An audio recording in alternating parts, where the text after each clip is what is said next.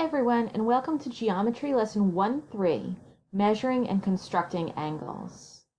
In this lesson, we're going to review how to name angles, how to measure angles, and the different types of angles that we're going to be looking at throughout the year. So let's take a look at what we have first. An angle is a figure formed by two rays, or sides, with a common endpoint. And that kind of sounds a little bit like what we talked about last lesson with opposite rays. But notice that these two rays create what we call an angle. They are not straight. They don't make a straight line, so they're bent. They have a bend in them, okay? And they share the end point, and they both point off into two different directions. Now, every angle has an interior, that which is between the two rays, and an exterior, the area outside of the two rays. Let's take a look at another term about this. The common endpoint shared by those two rays is known as a vertex. So in this diagram, point B is a vertex. Now we need to also talk about how to name angles. So take a minute to think through how you might name this angle. There are actually several ways to do that. So think about that and then press play to see what I have for the names of this angle. When you're naming angles, you have several options. You can use 3 points on the angle. So I could name this as angle A, B, C, or angle C, B, A. Now notice that when I named those 3 points, I traced along the rays and I named them in the order that the points came. You need to do that. This angle cannot be named as angle CAB. That's out of order. There is no line connecting C to A. So when you name an angle using 3 points, you have to trace the lines and then name the points in those orders. Okay, the vertex always should be named in the middle because as you're tracing, the vertex will be in the middle. Now, another way to name this angle is just using the vertex. So I could name it as just angle B. You need to be very careful about doing that though, because if I had another ray attached here, then there would be several angles that could be called angle B. So it's not specific enough. That's why I usually name 3 points, or I use the last method. You can name just the number. Sometimes they will number the angles in a diagram. So you'll notice that there's this little 1 inside my angle.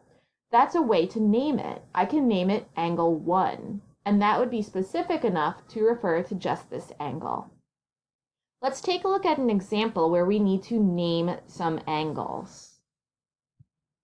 In example 1, we need to use point W to name 3 different angles. And we need to decide if angle W is a good name for angle 1. So pause the video and see if you can figure that out, and then press play to check your answers. Point W is the vertex for 3 different angles. So let's see what they are. I had angle X, W, Y.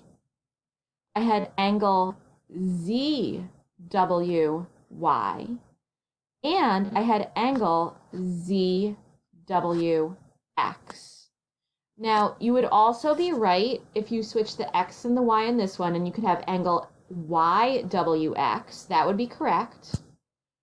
You would not list it with this as well, though. You could have one or the other. In this case, again, you could switch the Z and the Y, so you could have angle YWZ. But again, you wouldn't list it along with this one. You would have one or the other. And this one, you could also switch the Z and the X. You could have angle XWZ. But again, you wouldn't list it along with this one. You have to have one or the other. Now, is angle W a good name for angle 1? No, angle W is not a good name for angle 1 because it's not specific enough. Angle W could refer to XWY. It could refer to YWZ, or it could refer to ZWX. There are 3 different angles angle W can refer to. So you should name 3 points if you want to refer to angle 1 without using the number. So I picked angle XWY as the name that I should use. Make sure you write down any questions you have about naming angles, because now we're going to move on to measuring angles. When we measure angles, we usually use degrees.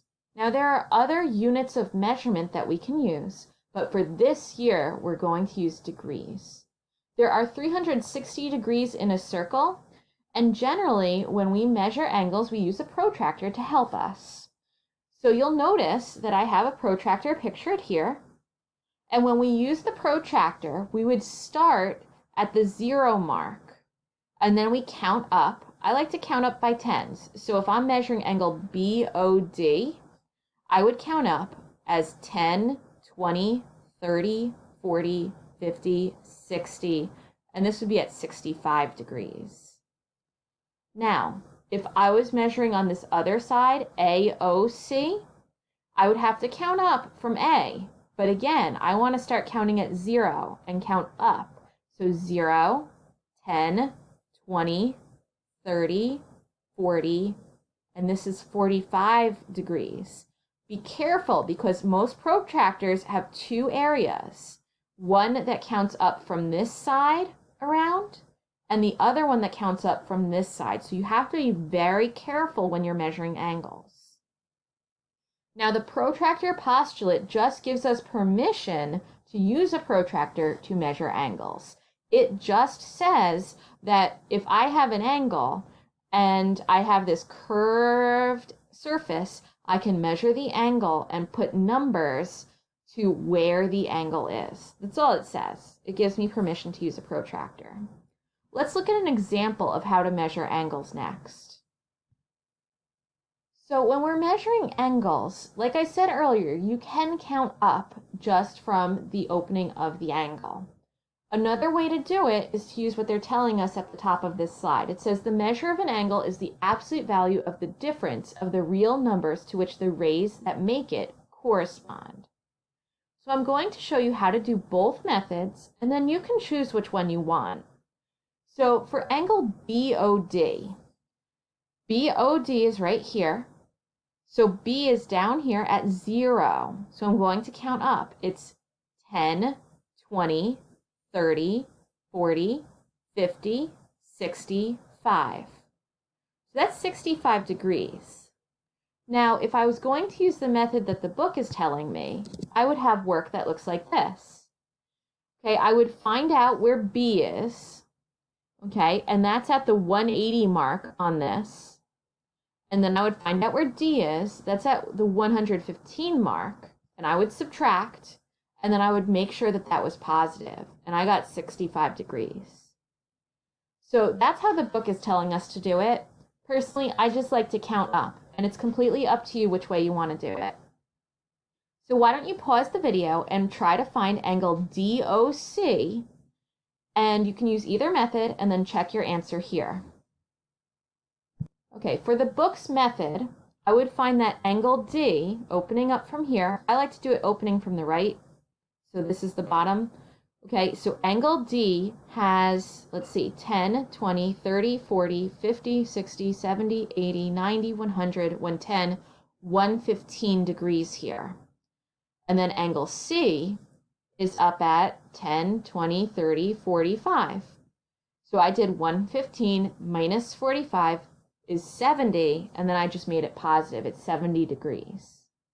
Now, with the other method that I use, just the counting, for DOC, I would just count from here, and I'd say, okay, it goes 10, 20, 30, 40, 50, 60, 70 degrees.